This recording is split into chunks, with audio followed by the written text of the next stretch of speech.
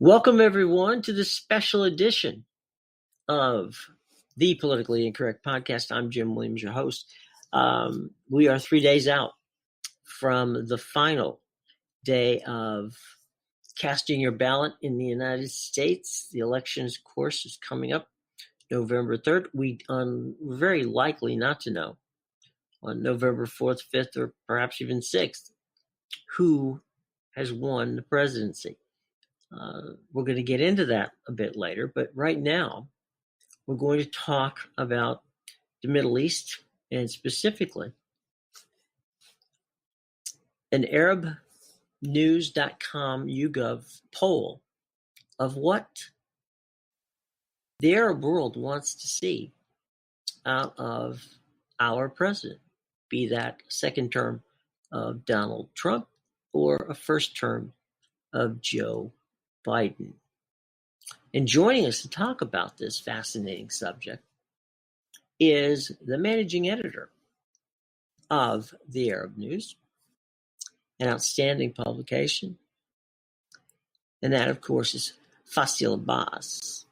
Now, Faisal, one of the things that is undeniable is that despite at times the United States looking, say, at our relationship with China and Russia, obviously are important. But there seemingly is, to me anyway, no more important area of the world than the Middle East, Northern Africa, that entire region over there. Time and time again, that is always where this country has some of its biggest triumphs and, of course, some of the biggest international failures. So we need to be focused on the Middle East. And you guys do an outstanding job there at Arab News. Let's talk about your YouGov poll and what you're doing in the Arab world, because we are forever linked. 100%. Let me put it in the wise words of my colleague and dear friend. He is now retired, Jim Hoagland, who used to be a columnist for the Washington Post, who interviewed the late King Faisal of Saudi Arabia. And he always said, look, you can't ignore the Middle East, because if you don't go to the Middle East will come to you. And this is true of the United States of America, as well as the furthest country in the other direction, which is Japan. Look, I was in Japan around summer last year and went back again around this time. And I was there when the attack on Saudi Aramco, the terrorist attack that affected the largest oil production company in the world. And as you know, Japan is a net importer of energy. 40% of its energy comes from Saudi Arabia. So Right. in essence, that's nearly half the country that would be in complete blackout. It ignored the region. So what I'm trying to say is we didn't choose to be in this part of the world, but we cannot also choose the realities. It is a part of the world that is very important for the rest of the planet, and we hope that we can all work together to try to resolve these problems. I honestly believe that the relationships we have, both on a political basis and on a cultural basis, are incredibly important. There are so many links, and you've got the YouGov poll forum coming up on Friday, which I'm very excited about. And I looked through it, and there's some very interesting things there. You want to do a little deep dive of what you thought, and then, if you don't mind, I'll respond to it. No, it's fascinating. So in the first question, or in the first part of the conversation, we were talking about why the Middle East is important for the United States and the rest of the world. Sure. I think while people have different points of view of who would they prefer to become the next U.S. president, and they might have their views about kind of mishaps of U.S. foreign policy in the past and concerns about the future. The one finding that stands out almost unanimously from the YouGov poll that Arab News commissioned about what do Arabs want from the U.S. Election is that the overwhelming majority concurs that whoever becomes the next U.S. president will have a tremendous impact on the region. And this is, this reflects the reality of what is inside people's minds and their fears and concerns. We are not just observers of the United States elections. We are direct beneficiaries, or perish the thought, people who will suffer in case the next U.S. president gets ill-advised and their foreign policy does not help solve the problems of the region. Understood. If I may, since covering, as I said, covering presidents is kind of my thing. If I can impart some of what I've seen here thus far that might help your readers and listeners. Let's start with candidate Biden first. I know that there have been some, I read the articles in your fine publication about the trepidation about what happens with in a Biden administration. I think it's important to note that Joe Biden was not picked by Barack Obama for what traditionally is why a vice president is picked, and that is normally to bring a certain amount of votes, your way. Maybe it's a regional situation, maybe it's a philosophical situation, whatever. In the case of Joe Biden and why he was chosen, I mean, he comes from Delaware here in the United States, which is a traditionally Democratic stronghold, so he wasn't going to bring any more voters for Barack Obama. But what Obama's signature program was, of course, as we now know was the Affordable Care Act, having to do with, keeping people in the United States healthy.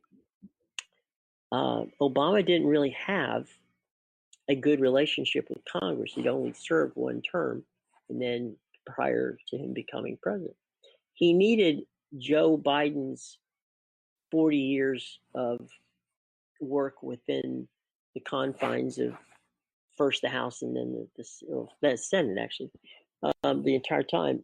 He needed Joe to help Sherpa that thing through. As far as Joe Biden's involvement in his foreign policy, it was very tepid. There wasn't that much involvement from Biden on that particular area because, again, that was something that President Obama and his team put together. So I think what you find or would find if a Joe Biden is elected is someone whose entire career is built on coalition building.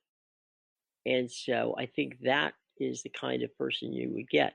Now, whether that's good or bad, or, we don't know. But we know that what Joe Biden's strong suit is building coalitions, and both here in this country and overseas. So you're bound to see someone who's more flexible on things in Joe Biden than you may have seen in a Barack Obama, or for that matter, in President Trump. So I noticed, one of the things that I believe that President Trump did that in some ways was not, was kind of counterintuitive, was by bringing the U.S. Embassy to Jerusalem, he took away one of the very few leverage points for negotiations with Israel and the Palestinians for a two-state system, plan.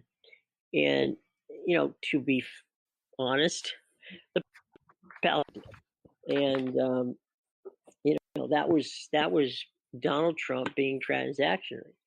and taking the $10 million that Sheldon Adelson gave him as a contribution and saying he wanted the embassy there. The embassy ended up in Jerusalem.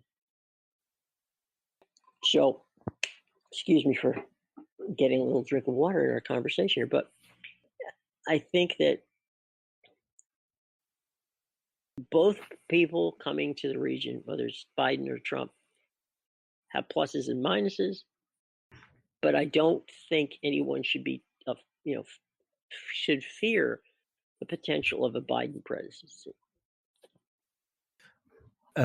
Thank you. So, first of all, look, I think there's a misrepresentation in a lot of the articles, and I just have to say I have nothing but respect for my colleagues in, the New York Times, the Washington Post, on CNN, and some of them are personal friends of mine. But I do think that there's a lot of guesswork that is going, that the Arab governments, or some of the Arab governments, are worried about the prospect of a Biden administration, and it's just simply not true.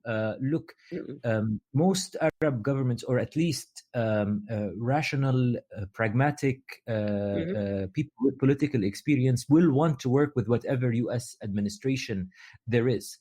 Let us not forget, I don't think there's any president that got as much support as President Obama when he first joined. The problem with the President Obama era was that he set himself for failure because he set his expectations so high. Look, Jim, if I had been the editor of Arab News at Obama's first presidency, and we had that our partnership with YouGov, who are our polling agency, and we ran a poll to find out how popular President Obama was after the Cairo speech, I would guarantee you that it would go through the roof, and that people would want him to be president of their own country. But the problem is he set expectations so high, and then not only did he not deliver solutions, but as you would see from the kind of findings of the study that we did with YouGov, the majority of people, that's over 50%, think that he left the region worst off. And this is a region, this is not a normal part of the world. This is a place of the world where there's a lot of agony, there's a lot of despair, there's a lot of injustice. So President Obama appeared like a savior in that Cairo speech, and then didn't deliver on them. So that is the problem with the Obama administration, and this is why people feel very bitter about it. It's not that they didn't like President Obama from the beginning, or that Saudi Arabia or the United Arab Emirates do not like Democrats. Not at all. I personally remember like the support that the Obama administration got at first, but it was the ill advice that they received from people like Ben Rhodes, from Secretary Clinton, and I don't want to talk because it will sound like I'm talking about personalities or character. It isn't. It's just the result. You're fine. You're fine. Don't worry. Look at the results in the region. You had American diplomats who were brutally killed in Libya. You have failed countries that they were just about to do okay before the Arab Spring happened, and it's sort of America's hesitation and ill advice in terms of the foreign policy that left them worse off. You had the famous scandal about the Red Line, that if Bashar Assad in Syria uses chemical weapons against his people, he will be disciplined. And it wasn't the Obama administration, but the Trump administration who actually delivered on that promise. Right. No, there's... go ahead. No, I did have some other points that I wanted to that you raised that I would like to continue, but happy for you to ask, and I'll come back to them later. Okay. I think that just to put a button on this particularly, there's nothing worse than over-promising and under-delivering. And, that's something that happened in some regards. You can point, as you did, and rightfully so, that there was a mixed message coming out of the White House. And some of that had to do with Secretary Clinton, who surprisingly was more conservative than her husband. And she almost was, in some regards, closer to a Bush neocon than she was, you know, what Obama felt, what President Obama felt was needed to pull this Arab Spring off. And so there were many things flawed from the get go here um, in the US long before that plan ever was put into effect. And I think the key is that one thing we hope, right? We always hope that we learn from our mistakes. And I think that hopefully uh, we will have learned, the United States, will have learned from what we did and what we didn't do and what we promised and what we didn't come through on the deliverables. But go ahead. The floor is yours, sir. You are the guest. Tell me some of the topics you would like to chat on next. So back to your second question about the prospect of a Biden presidency. As I said, look, the findings are what they are. The majority of the Arab world think that he would be better for the region than President Trump. But at the same time, because of the bitterness of the kind of over-promising and under-delivering that resulted as part of the failure of the Obama administration, 58% of the respondents would want Biden to distance himself from Obama-era policies. And that is quite saying. And, like you were saying, Vice President Biden has a reputation to be able to create consensus and build coalitions, which is a great thing and something that we need in the region. But it will, I think, the foreign policy advisors that he's going to surround himself with will make him or break him when it comes to this part of the world. Because, like I just said,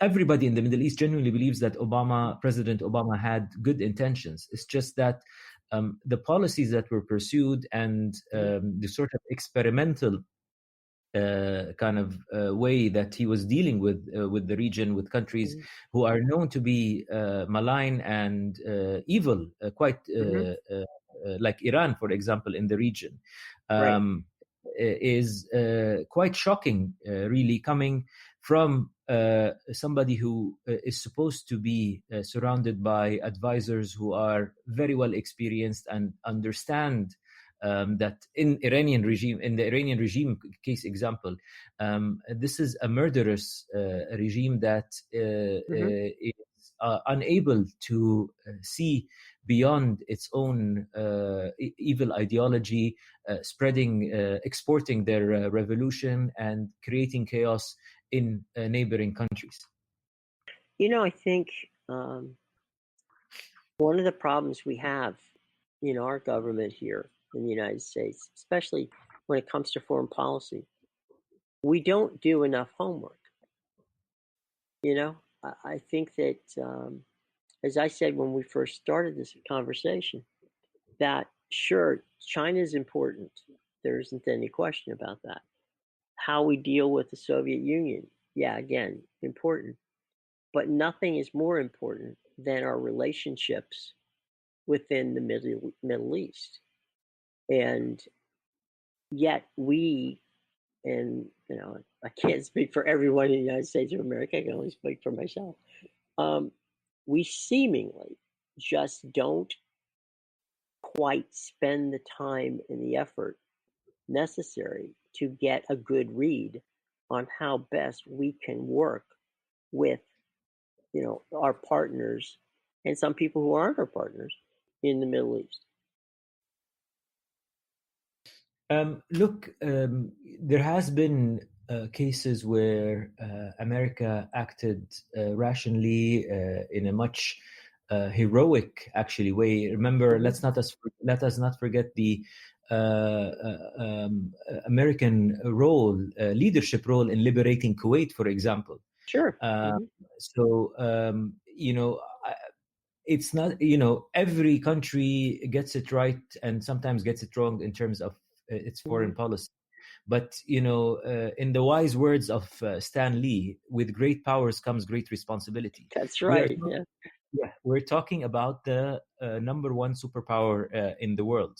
And as the Arab News YouGov poll shows, a lot of people in the Middle East fully understand that whoever comes as the next US president will have a tremendous impact on what happens in the region. It is our hope as Arabs that whoever indeed becomes the next US president understands that this is how we feel and understands the scale of the responsibility. I know that American presidents are there to serve American interests and the American people, but it is 100% in America's interest to have a stable, peaceful, and prosperous Middle East. No question. What are a couple of items that you find that would be beneficial to either incoming President Joe Biden or second term of Donald Trump? What are some of the issues that you feel need to be addressed that presently either aren't being addressed or be addressed more in depth? Look, I know President Trump might not be very popular among many parts of in many parts of the United States, but and probably, as you would have seen from the YouGov poll itself, the decision to move the embassy to Jerusalem has been probably one of the highest results in this agreement. So the majority in the Arab world disagreed with the move. But let us also not discredit him where credit is due. The Trump policy towards kind of Iran is absolutely spot on. And for the first time, the Iranians are feeling the pressure. And I just hope that whoever comes next, whether it's a continuous Trump administration, that the maximum pressure on Iran continues, because it is bearing results, and we are seeing them back down in several parts of the Middle East. And if it's a Biden administration, that they don't change course, because that before that would not just hurt us in the region, the U.S. allies, but it would hurt American interest as well. Well, and just so everybody is clear here, I'm not cheerleading for Joe Biden. I know that President Trump's plans in both in what happened in Israel, which I gave him credit for, and what he's doing in Iran, which I gave him credit for, in numerous publications, numerous articles I've written, and also in major conversations about it. But the key, and some of the reasons President Trump is getting some skeptical marks in foreign policy, has zero to do with the Middle East. It has to do with other issues where, frankly, some things just don't make any sense. And I think that's where he's falling behind on what should be done on what is, in essence, is a bizarre look at foreign policy. Or let's just, rather than say bizarre, let's just put it away and say it's a very unique look at foreign policy. And so, no, I think there's a lot that can be done to help the Middle East, as long as, as the old saying goes, you must listen before you react. And I think that's where we need to do. We need, as a country, we need to listen before we react. And I think there's, I remember doing an interview with General Schwarzkopf, and he was talking about the first Gulf War. And that, of course, was under the auspices of then President George Herbert Walker Bush. And we all recall, the war inside Iraq, and General Schwarzkopf said that he had been informed by the troops that they could walk literally in to Baghdad and take out Saddam Hussein. And President Bush said, no, absolutely not. That is not what we're here to do. We're here to help the region, not to hurt the region. And regime change is not what we do. And so Schwarzkopf pulled everybody back, and that went on. It wasn't until the second time that we started getting regime changes. And you know what? Honestly, I'm not so sure, given our track record, regime changes are a good thing for the United States to be doing. Look, we can only judge by the results. The results haven't been good anywhere. And, Iraq, whilst we all disagree with the policies of Saddam, and I'm not an apologist for him at all, but I do think the United States could have done a better job in the transition. So it gets 10 out of 10 for ending the war quickly, but it's I don't think the Bush administration was prepared for the day after. So right. And you know what came after that. Vacuum created Sure. ISIS, and ISIS did what they did, and we all know what they did. And it's sort of not been carefully thought through. So this is why, it would not be surprising that one of the kind of overlooked findings of the study that we did with YouGov is, in fact, the majority in the region think neither candidates are necessarily good for the Middle East. Then it's President Biden, then Vice President Biden, and then it's President Trump. So there has been frustrations, there has been a negative experience, there's a lot of bitterness towards the kind of mistakes American foreign policy has done in the Middle East before. And like we've just discussed in the previous example about Iraq, these are not small scale outcomes. This is a massive outcome that people are still suffering from until this day. And again, we just, whatever happens less than a week away in November 3rd, the most important thing that we can do, as I consider myself, obviously a citizen of the United States, but I'm also a citizen of the world. And as a citizen of the world, you want to look out and see where people need help and why they need help and how best that help can be delivered. And that's why it's so important for us to have these conversations today and to continue these types of dialogue. You can't help, people get vilified because they don't understand. And those of us in the information business, I've always been a very big supporter of opening dialogues so that you can understand people. You will never be able to understand it, even if you disagree with the person. You need to be able to understand their argument in such a way that you can actually make their argument.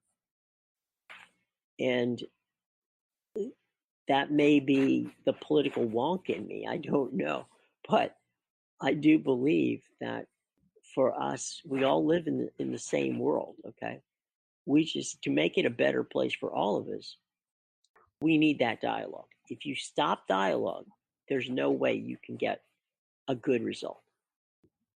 100%. I'm in full agreement with you on that. And frankly, this is what we're trying to do in Arab News. It's a tough job. It's a challenging part of the world, but it's a responsibility and an honor to be able to be the main English language platform of Saudi Arabia and the region, and be to play our part in trying to explain the complexities of the Arab world, the history of these conflicts, and give a platform for informed voices to be able to analyze and engage in this debate. Special thanks to our special guest, managing editor of Arab News, and that, of course, is Faisal Abbas. We want you to read everything about what's going on in the Middle East, and you can find it at the one place where they do it well, and that, of course, is arabnews.com. All the information is in our show box below. After this word from Ford, we shall return, and we'll take a look, as we are just, as I said before, 3 days away from Election Day here in the United States. We'll take a look at how Donald Trump gets a second term and how former Vice President Joe Biden, his contender, can win the race.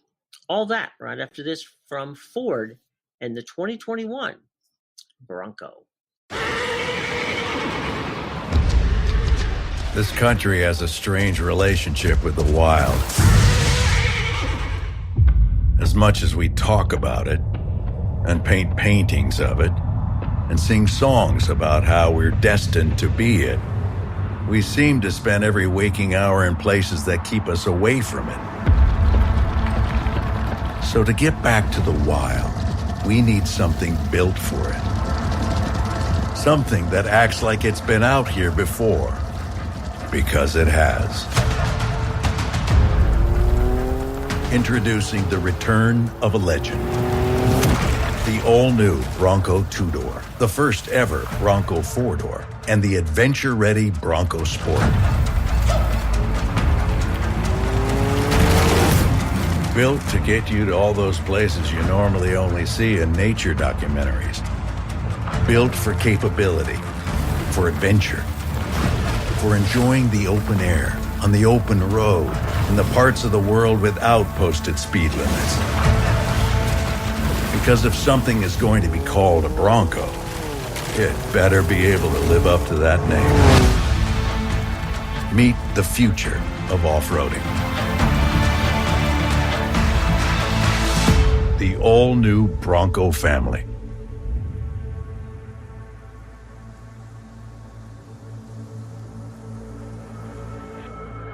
Hey, everyone, welcome back.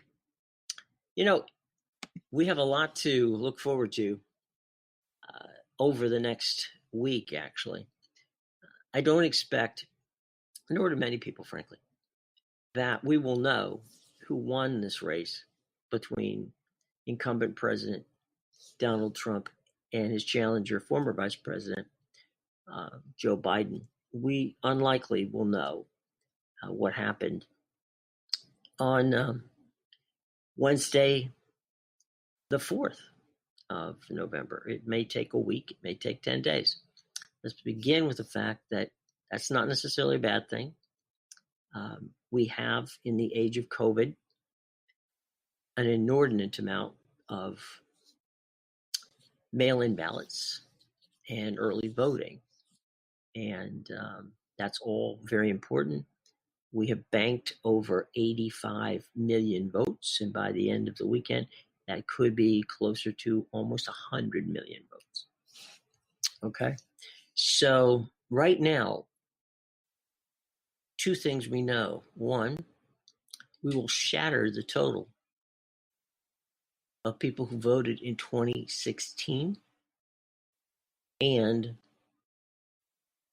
the other thing we know is there's likely to be a number of legal battles by both sides after this is all over. So let's begin with the challenger, former Vice President Joe Biden. Now, what does Joe have to do to beat President Trump? Well, Biden is ahead in every poll by a minimum of 5%.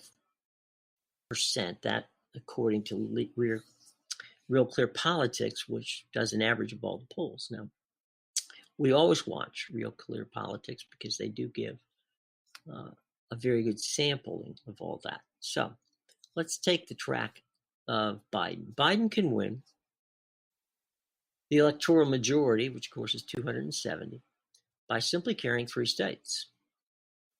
Those are 3 states that President Trump, then candidate Trump, defeated Hillary Clinton in 2016. They are the states of Michigan, Pennsylvania, and Wisconsin.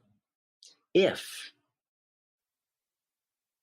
former Vice President Joe Biden carries Michigan, Pennsylvania, and Wisconsin, game over. Okay? Now, those are states that were carried by Democrats for decades before 2016. Add those 3 up, and again, with the amount of states which Hillary Clinton won in 2016, which Biden is ahead of in all of them, by in some cases double digits, Joe Biden would stand at 279 electoral votes, which of course is 9 more than he needed. Now, let's take a look at another path. Now, this path we'll call, for the sake of argument, South by Southwest. Now, if Biden loses Pennsylvania, but wins the other 2, he would need to find 11 electoral votes elsewhere. Well, that elsewhere could be Arizona, where he is, again, within the margin of error, but still ahead. They have exactly 11. It could be North Carolina. North Carolina, again, where it's almost a statistical tie, but if Biden can pull that out, that's 15 votes again. There's that track. Democrats are particularly bullish on Arizona. Last carried a Democrat in 1996, but Trump won the state by 3.5% in 2016. That's the smallest margin in 20 years. And this year, Democratic senatorial candidates have been doing well.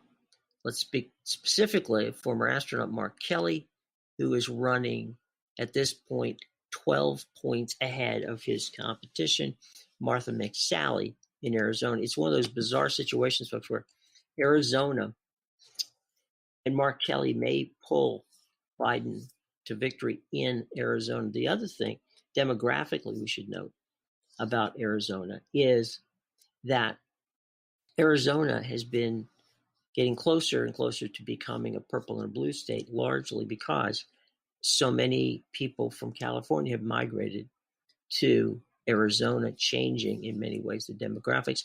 It also has a very high Latino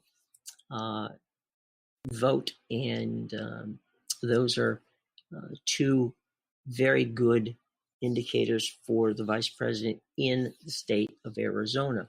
Okay, the race for North Carolina, though, that's really going to be tough. There is recent precedent for Democrats carrying it. Of course, Barack Obama carried it in 2008, as well as narrowly lost in 2012, and Clinton narrowly lost in 2016.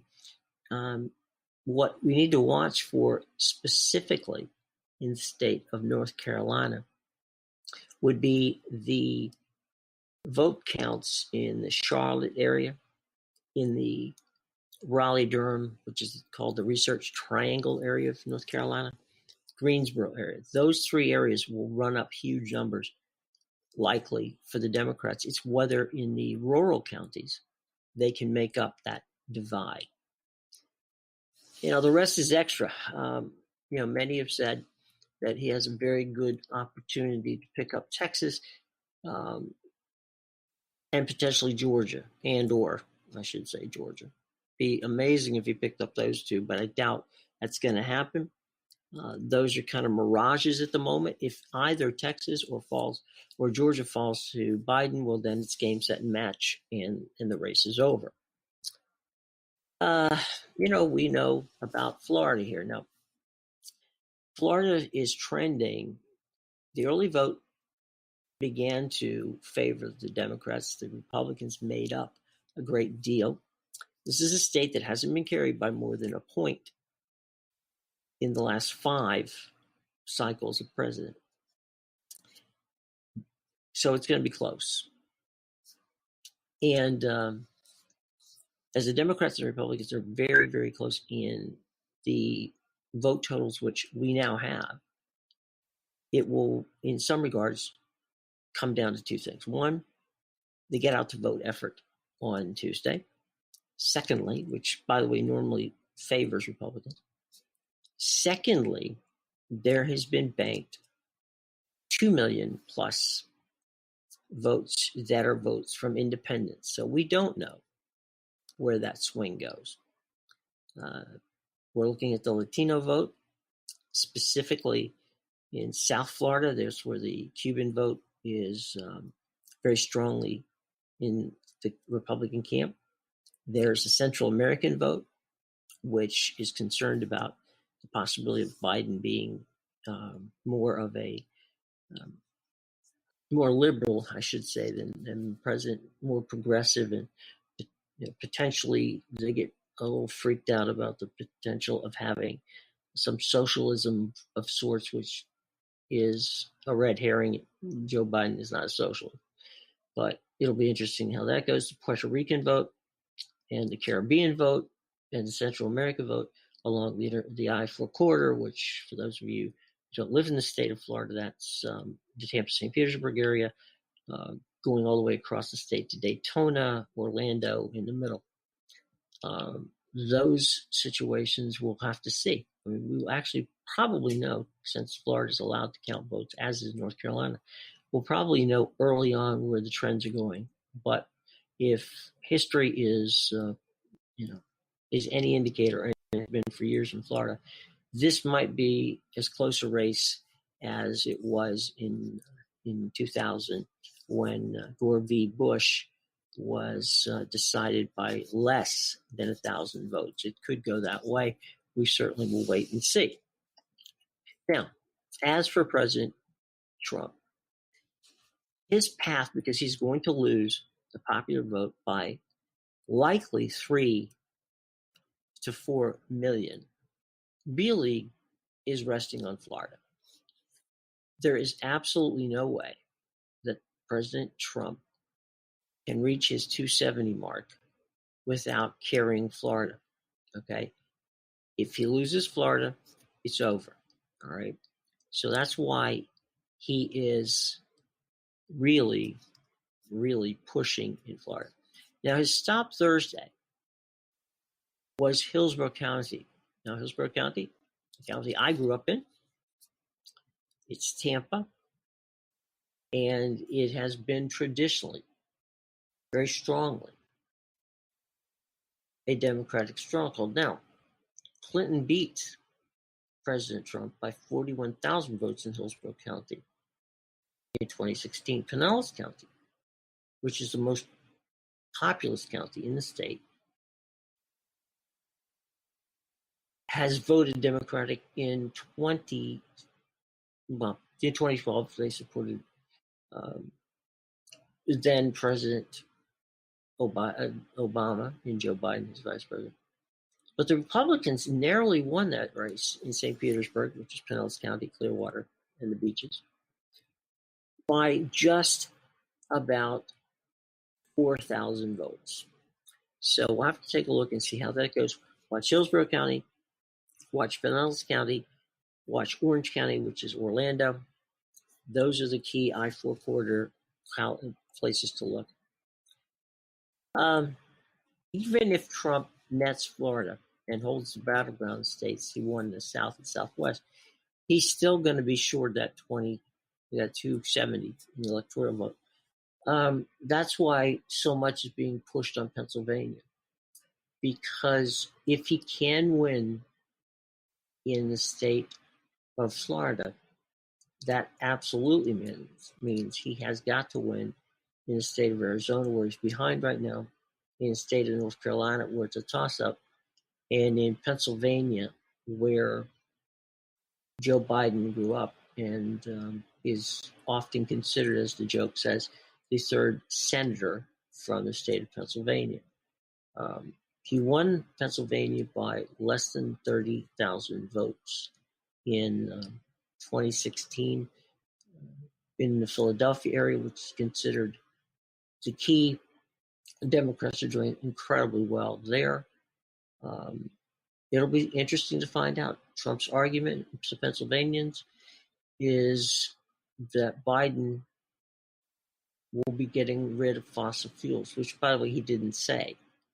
He simply said, with regard to fracking, that he did not want to do any fracking on government land. Secondarily, Biden said that it is important to keep fossil fuels at least till we can begin the transition over to a green way of going things. And basically, that means, yes, he's looking to transition out of fossil fuels, but that does not mean transitioning out of fossil fuels in the next 3 or 4 years. So even if Trump wins Florida and Pennsylvania, he's still short. Now, he could nose out a win in Ohio, which is a very good possibility there. He could cobble together, a series of states he won in 2016, such as Iowa, and maybe try to pick up Minnesota. The more complicated route would be flipping Minnesota, Nevada, and New Hampshire. That would give him the 270, but has won 4 states that he lost the first time around. So those are the paths best served and places to look. Now, if you're looking for Pennsylvania, on election night, look to the suburbs around Philadelphia, see what the numbers are there, see where the voting is going on in Pittsburgh. If you're looking for the state of Michigan, it's Detroit and the suburbs around Detroit. It's Ann Arbor, the suburbs around Ann Arbor. It is Flint, Michigan, suburbs of that particular city. Also, the state capital, which is East Lansing. All 3 of those areas, by all means, keep a lookout for there. If looking for Minnesota, that's really 2 areas, Minneapolis, St. Paul, Twin Cities, and Kenosha, Wisconsin, which is in the suburbs of Minneapolis, St. Paul. Those are going to be the key areas in that race. In Wisconsin, it's Milwaukee, it's Green Bay, it's Madison. Those are the 3 areas you should be looking at come election eve, or election night, I should say, in Wisconsin. All right. So we got a couple of minutes here. We can take some of your questions. Let me get to Mary in Pennsylvania. Mary asks, I voted by mail, but I'm afraid that my vote's not going to count. Well, Mary, here's the deal. If you voted and the postmark is prior to November 3rd, then you have every reason, along, of course, with the caveat that you filled the ballot out right, which we're going to assume for the moment you did. Then, despite all of the wrangling that's been going on, you have nothing to fear. That vote will be counted, okay? We have, all right, this is a good one from John in Jonestown, Johannesburg, I'm sorry, not Jonestown, Johannesburg, right, South Africa. His question is, what is the Electoral College? Well, simply put, each state in the United States is running what in essence is their own mini version of the presidential election. The winner, for instance, will take, we're talking about Florida. Let's say that President Trump wins Florida. Well, that means it's a winner-take-all situation, and so the president would get all of their votes, which is 25 electoral votes, okay? In every state, 48 states, I should say, that's the way it works. It's a winner-take-all deal. However, in the states of Nebraska and also in Maine, it's proportional. So it's conceivably possible that a state may go for President Trump or Vice President Biden, but there is a vote, a county in the state which did not, and that vote would then go to, in this case, let's assume that, say, Biden wins, for instance, Maine. Well, if Trump carried one of the counties in Maine, then Maine would tally up their amount of votes. One vote would then go to President Trump from, the cache of votes that were given to Joe Biden. All right. So that's how it works. The key number to remember is 270 votes. There needs to be 270 votes to get to that number. All right. Okay. All right. We got time for one more. And this one comes from Jerry. And he is talking about, where was Jerry? Jerry, you're okay. Jerry's from Toronto, Canada. Jerry, your question, and I thank you for all these questions, gang. We'll get to more. Maybe I'll do a quick podcast on Monday. Jerry's asking, what if it is a contested election? Well, Jerry, we hope number one, it's not, but if there is, it will play out in the courts. Potentially it could go to the Congress, but I don't think we're going that far. We're certainly about to see litigation on both sides, and we'll come forward to and hoping that it doesn't take more than a week to get this thing done. But we'll see. I think, as I said before, there's a very good possibility it will end up in the courts. But, how many states are up for grabs in that regard, we'll find out. But hopefully not many. All right, folks, if you're going out and voting on Tuesday, be prepared to stay in long lines. Bring a book, bring lunch, bring something. You're going to want to be able to be comfortable out there, socially distanced, wear your masks. And by all means, if you see something, meaning if you see voter intimidation from either side, by all means, report it as soon as you see it, okay? We do not want people to be deterred from voting simply because there are some outside agitators who may wish to do that. So if you see something, say something. Be prepared to stay in long lines. Understand that every state in the United States, polls will stay open as long as there are people standing in line. So if you get there and you get there before the deadline, be it 7 o'clock or 8 o'clock, depending upon where you live, your vote must be counted and your vote must be able to be registered if you're on site at that point in time. Okay? So remember all that. All right. Well, it's been an amazing rush up to November 3rd. We wish you all the best. Be safe. Stay well. Socially distance. Wear your masks. And we'll be here to count the votes. So by all means, it's been a pleasure. It always is. We will see you next week, or actually potentially earlier than that, for a podcast.